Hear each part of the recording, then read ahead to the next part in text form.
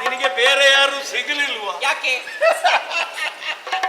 ಇವನನ್ನು ನೋಡುವಾಗ ನನಗೆ ನಗು ಬರುತ್ತಾ ಇದೆ. ಯಾಕೆ? ಹಲಸಿನ ಹಣ್ಣಿನ ಮೇಲೆ ಅಳಿಲು ಕುಳಿತ ಹಾಗೆ ಕಂಡಿತು. ಸೇರಿನ ಒಳಗೆ ಕುಡುತ್ತೆ ಅಲುಗಾಡಿದ ಹಾಗಾಗಿತ್ತು. ಎಂತ ಜೊತೆ ಸ್ವಲ್ಪ ಆಯ್ಕೆ ಮಾಡುವಾಗ ಪ್ರಜ್ಞೆ ಬೇಡುವ. ನಿನ್ನಂತಹ ಪಾಪಿಗಳಿಗೆ ಒಳ್ಳೆದ್ದೆಲ್ಲ ನೆನಪೇ ಆಗುವುದಿಲ್ಲ. ನಿನಗೆ ಆ ಅಕ್ಕಿನ ಮೇಲೆ ಇತ್ತ ತೆಂಗಿನಕಾಯಿ ಹಾಗೆ ಕಾಣಲಿಲ್ಲ. ಸ್ವಸ್ತಿಕ ದರ್ಶನ ಆಗಬೇಕಾಗಿತ್ತು. ನಮ್ಮವರಲ್ಲಿ ನೀವು ಕಾಣುವುದೇ ಇಂತಹದ್ದನ್ನು. ಆದರೆ ಈ ಸ್ವಸ್ತಿಗೆಯಲ್ಲಿ ಆ ತೆಂಗಿನಕಾಯಿಯ ಒಳಗೆ ಅಕ್ಕಿ ಹುದುಗಿ ಹೋದಿತ್ತು. ನಿನ್ನ ಊಹನೆ ಅದು. ಆದ್ರೆ ನೀ ಭಾವಿಸಿದ ಹಾಗಲ್ಲ. ನಿನ್ನದ್ದೇ ಉಪಮೆಯನ್ನಾಧರಿಸಿ ನೋಡು.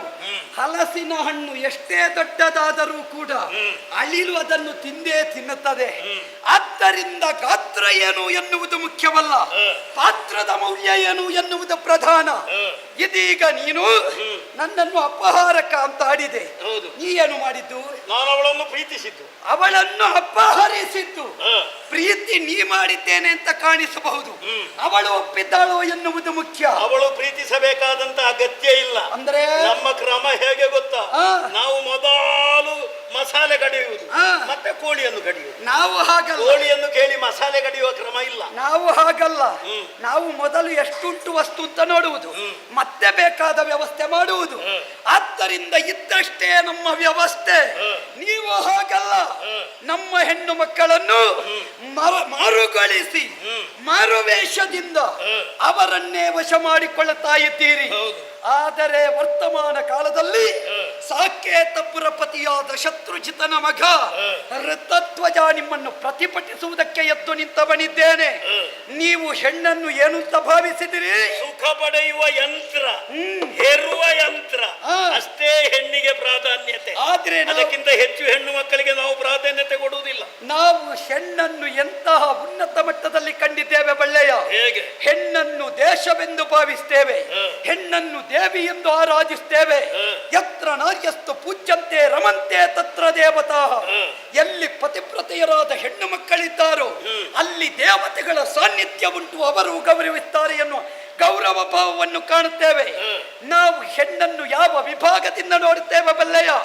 ನಾರಾಯಣನಿಗೆ ಲಕ್ಷ್ಮಿ, ಪರಮೇಶ್ವರನಿಗೆ ಪಾರ್ವತಿ, ಪರಮೇಶ್ವರಿಗೆ ವಾಣಿ, ದೇಶಕ್ಕೆ ಭಾರತಿ, ನಾಡಿಗೆ ಭುವನೇಶ್ವರಿ.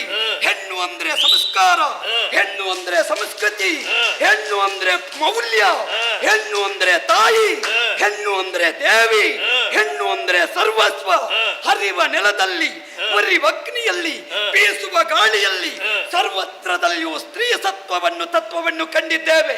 ಆದ್ದರಿಂದಲೇ ಹೆಣ್ಣಿಗೆ ನಮ್ಮ ರಾಷ್ಟ್ರದಲ್ಲಿ ಅಂತಹ ಮೌಲ್ಯ ಉಂಟು ಕಣ.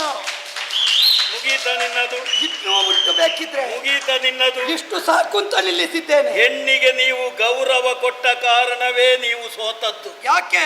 ಹೆಣ್ಣಿಗೆ ಗೌರವ ಕೊಟ್ಟ ಕಾರಣದಿಂದಲೇ ಸರಿಯಾಗಿ ಅವರು ಹೆರುವುದಕ್ಕೂ ಕೇಳುವುದಿಲ್ಲ. ಕಷ್ಟದಲ್ಲಿ ಒಂದು ಹೆತ್ರೆ ಮೊಲೆ ಹಾಲನ್ನು ಕೊಡುವುದಕ್ಕೂ ಕೇಳುವುದಿಲ್ಲ. ಯಾಕೆ? ಯಾಕೆ? ನಮ್ಮ ಸೌಂದರ್ಯ ಹಾಳಾಗ್ತದಲ್ಲ ಅಂತ. ನಮ್ಮದು ಹಾಗಲ್ಲ. ಏಳು ಅಂತ ಹೇಳಿದ್ರೆ ಹೆಣ್ಣು ಹೇಳಲೇಬೇಕು, ಕುಳಿತುಕೋ ಅಂತ ಹೇಳಿದ್ರೆ ಕುಳಿತುಕೊಳ್ಳಲೇಬೇಕು, ಮಲಗು ಅಂತ ಹೇಳಿದ್ರೆ ಮಲಗಲೇಬೇಕು. ಹತ್ತನ್ನು ನಾವು ಹುಟ್ಟಿಸಿ ಹಾಕ್ತೇವೆ. ಗೊತ್ತಿದೆ ನಮಗೆ. ನಮ್ಮ ಉದ್ದೇಶ ಏನು ಗೊತ್ತಾ? ಏನು? ಇಡೀ ಪ್ರಪಂಚವನ್ನೇ ಆಸುರೀಕರಣ. ಸರಿ ಕೇಳು, ಹಸುರೀಕರಣ ಅಲ್ಲ, ಆಸುರೀಕರಣ ಮಾಡಬೇಕು ಎನ್ನುವಂತ ಉದ್ದೇಶದಿಂದ ಹೆಣ್ಣು ಮಕ್ಕಳನ್ನು ನಾವು ಅಷ್ಟೇ ನೋಡುವುದು. ಅದಕ್ಕಿಂತ ಹೆಚ್ಚು ಗೌರವ ಕೊಟ್ರೆ ನಾವು ಹೇಳಿದ ಹಾಗೆ ಕೇಳಲಿಕ್ಕಿಲ್ಲ. ಮತ್ತೆ ಹೆಣ್ಣು ಮಕ್ಕಳು ನಾಳೆ ಹೇಳಿಯಾರು ನಾವು ಹೆರುವುದಕ್ಕೆ ಸಿದ್ಧರಿಲ್ಲ, ಗಂಡು ಮಕ್ಕಳು ನೀವೇ ಹೆರಿ ಅಂತ ಹೇಳಿಯಾರು. ಅಲ್ಲಿಯವರೆಗೆ ನಿಮ್ಮ ಪರಿಸ್ಥಿತಿ ತಲುಪಿದೆ. ನಮ್ಮದ್ದು ಅಲ್ಲಿವರೆಗೆ ಮುಟ್ಟುವುದಿಲ್ಲ. ಯಾಕೆ ಬಲ್ಲೆಯ?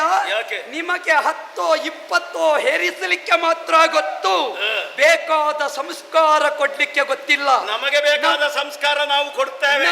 ಎಲ್ಲರ ತಲೆಯ ಒಳಗೆ ಆಸುರ ಮತಾಂಧತೆಯನ್ನು ನಾವು ತುಂಬಿಸ್ತೇವೆ. ಆದರೆ ನಮ್ಮಲ್ಲಿ ಹುಟ್ಟುವ ಒಂದೊಂದು ಕುಡಿ ಕೂಡ ರಾಷ್ಟ್ರ ಪ್ರೇಮದ ಕಿಡಿಯಾಗಿ ಬೆಳೆಯುತ್ತದೆ. ಹುಟ್ಟುವುದೇ ಬಹಳ ಕಷ್ಟದಲ್ಲಿ. ಹುಟ್ಟಿದ್ರೆ ರಾಷ್ಟ್ರ ಪ್ರೇಮದ ಕುಡಿಗಳಾದ್ರೆ ನಮ್ಮ ಆಕ್ಷೇಪ ಇಲ್ಲ. ಆ. ಇದು ಕತ್ತಲೆ ಆಗುವಾಗ ಎಲ್ಲ ಕುಡಿಗಳು ತಿಂದ್ರೆ ಏನು ಪ್ರಯೋಜನ? ಇದು ನೀವು ಭಾವಿಸಿದ ಭಾವನೆ. ನೀವು ಸಂಜೆಯ ಹೊತ್ತಿನ ಇಲ್ಲಿ ಅದನ್ನು ಇನ್ನೊಮ್ಮೆ ಸರಿಯಾಗಿ ನೋಡು. ನೀ- ಸರಿಯಾಗಿ ಆರೋಗ್ಯ ಇದ್ದದ್ದು ಒಂದಾದ್ರೂ ಉಂಟಾ? ಈಗ ನೀನೇ ಹೇಳು. ಆರೋಗ್ಯದಲ್ಲಿ ನಿಮ್ಮಷ್ಟು ಹೆಚ್ಚು ವೈದ್ಯರ ಬಳಿಗೆ ನಮ್ಮವರು ಹೋಗುತ್ತಾರ? ಎಲ್ಲಿ ನೋಡಿದ್ರು ನಿಮ್ಮದ್ದೇ ಸಂತಾನ ಕಾಣುವುದು. ಯಾಕೆ ಕೇಳು. ನಿಮಗೆ ಇನ್ನೂ ಅರ್ಥ ಆಗ್ಲಿಲ್ಲ. ಅಲ್ಲ. ನಮಗೆ ಆರೋಗ್ಯದ ಬಗ್ಗೆ ಅಷ್ಟು ಕಾಳಜಿ. ಹೌದು. ಆದ ಕಾರಣ ನಮ್ಮವರು ಹೋಗುದು ಆರೋಗ್ಯಕ್ಕೆ. ಕಾಳಜಿ. ನಿಮಗೆ ಹಾಗಲ್ಲ. ನಾಳೆ ಸತ್ರು ಹೋಗ್ಲಿ ಒಂದು ಅಂತ ಅಷ್ಟೇ. ನಾವು ಹಾಗಲ್ಲ.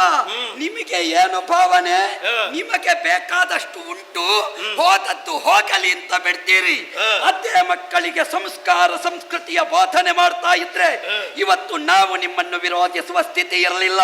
ನಿಮ್ಮನ್ನು ಸೋದರ ಭಾವದಿಂದ ಕಾಣ್ತಾ ಇದ್ದೆವು. ಒಳ್ಳೆಯವರಿಗೆ ಹೃದಯದಲ್ಲಿ ಸ್ಥಾನ ಕೊಡ್ತೇವೆ, ಕೆಟ್ಟವರನ್ನು ಮೂಲೋತ್ಪಾಟನ ಮಾಡುವ ವ್ಯವಸ್ಥೆ ಮಾಡ್ತೇವೆ. ನಮಗೂ ಗೊತ್ತಿದೆ ನಿಮ್ಮದ್ದು ಆಸುರೀಕರಣದ ಪ್ರವೃತ್ತಿ ಎಲ್ಲಿ ಉಂಟು ಅಂತ. ಈ ಸಲ ನಿಮ್ಮ ಸಂಘಟನೆಯನ್ನು ಮೂಲೋತ್ಪಾಟನೆ ಮಾಡಲಿಲ್ಲ, ಮೇಲೆ ಸಾಕೇತದಲ್ಲಿ ಹುಟ್ಟಿದ್ದಕ್ಕೆ ಮೌಲ್ಯ ಇಲ್ಲ. ಒಂದು ವಿಚಾರ ನಿಮ್ಮಲ್ಲಿ ಹೇಳ್ತೇನೆ. ನೀವು ನಮಗೆ ಗೌರವವನ್ನು ಕೊಡದೇ ಇರಿ. ನಾವು ನಿಮ್ಮಲ್ಲಿ ಯುದ್ಧ ಸಾರಿ ಕೆಲವು ವರ್ಷಗಳಾಯ್ತು. ನಿಮಗೆ ಅದು ಇನ್ನೂ ಅರ್ಥ ಆಗ್ಲಿಲ್ಲ. ನಮ್ಮ ಯುದ್ಧದಲ್ಲಿ ನಾವು ಇದುವರೆಗೆ ಗೆಲುವನ್ನು ಸಾಧಿಸಿದ್ದೇವೆ. ಇನ್ನು ಮುಂದೆ ಇಡೀ ಪ್ರಪಂಚವನ್ನು ನಮ್ಮ ಹಿಡಿತಕ್ಕೆ ನಾವು ಪಡೆದುಕೊಳ್ತೇವೆ. ಅದು ನಿಮ್ಮ ಕಲ್ಪನೆಯ ಕನಸಾದೀತು. ಇದುವರೆಗೆ ಗೆಲುವು ನಮಗಾಗಿದೆ. ನಾವು ಇನ್ನೂ ಮಲಗಿದ್ದೇವೆ ಅಂತ ಭಾವಿಸಬೇಡ. ಈಗ ನಮ್ಮ ನಾಯಕತ್ವ ಎಷ್ಟು ಗಟ್ಟಿ ಉಂಟು ಅಂತ ಸರಿ ಯೋಚನೆ ಮಾಡು. ಸಾಕೇತ ಪುರಪತಿಯಾಗಿ ಶತ್ರುಜಿತ ಇವತ್ತು ಕೂಡ ವೃದ್ಧನಾಗಿರಬಹುದು, ಬಿಳಿಗಡ್ಡ ಇರಬಹುದು, ಬುದ್ಧಿ ಯಾವತ್ತೂ ಬಿಳಿದಾಗೆ ಉಂಟು. ಒಬ್ಬೊಬ್ಬನನ್ನು ಎಚ್ಚರಿಸ್ತಾ ಇದ್ದಾನೆ ಎನ್ನುವುದನ್ನು ಮರೆಯಬೇಡ. ಇನ್ನು ನಾವು ಮಲಗುವುದಲ್ಲ, ನಮ್ಮನ್ನು ಮಲಗಿಸುವುದಕ್ಕೆ ಹೊರಟ ನಿಮ್ಮನ್ನು ವಿಶ್ವದಲ್ಲೇ ಮಲಗಿಸ್ತೇವೆ. ನೀವು ಅಲ್ಲಿದ್ದು ಒಳ್ಳೆ ಆಳ್ವಿಕೆ ಕೊಟ್ಟು ಪ್ರಯೋಜನ ಇಲ್ಲ. ದಿನದಿಂದ ದಿನಕ್ಕೆ ನಮ್ಮ ಜನಸಂಖ್ಯೆ ಹೆಚ್ಚಾಗ್ತಾ ಉಂಟು. ಅದರ ಪರಿಣಾಮ ನೀವು ಅನುಭವಿಸಬೇಕಾಗುತ್ತದೆ. ನಿಮ್ಮತ್ತು ಹಲವು ಕಡೆಯ ವ್ಯಾಪ್ತಿ ಇರಬಹುದು. ಎಲ್ಲವನ್ನು ಕಳಕೊಂಡು ನಮ್ಮಲ್ಲೇ ಇಂತ ಬೇಡುವ ಸ್ಥಿತಿ ಬರಲಿಲ್ಲ. ಇದು ಭಾರತ ಭೂಮಿಯಲ್ಲ, ಅದು ನಿಮ್ಮ ಕನಸಿನ ಗಂಟು.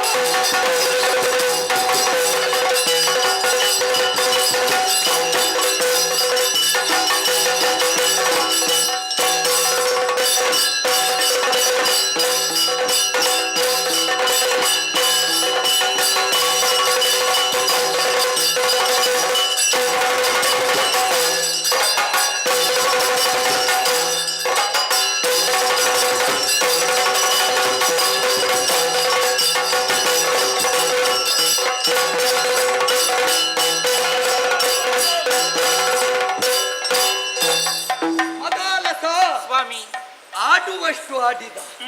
ಇನ್ನಾದರೂ ನಮ್ಮವರು ಎಚ್ಚೆತ್ತುಕೊಳ್ಳಬೇಕು.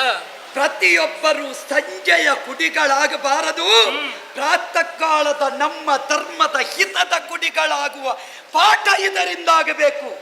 ಆದ್ದರಿಂದ ಎಚ್ಚೆತ್ತುಕೊಳ್ಳಿಸಬೇಕಾದದ್ದು ಸಮಾಜವನ್ನು ನಮ್ಮ ಆದ್ಯ ಕರ್ತವ್ಯ. ನಿನ್ನ ಜೊತೆಯಲ್ಲಿ ಪುರ ಸೇರಬೇಕು. ಸಾಗೋಣ.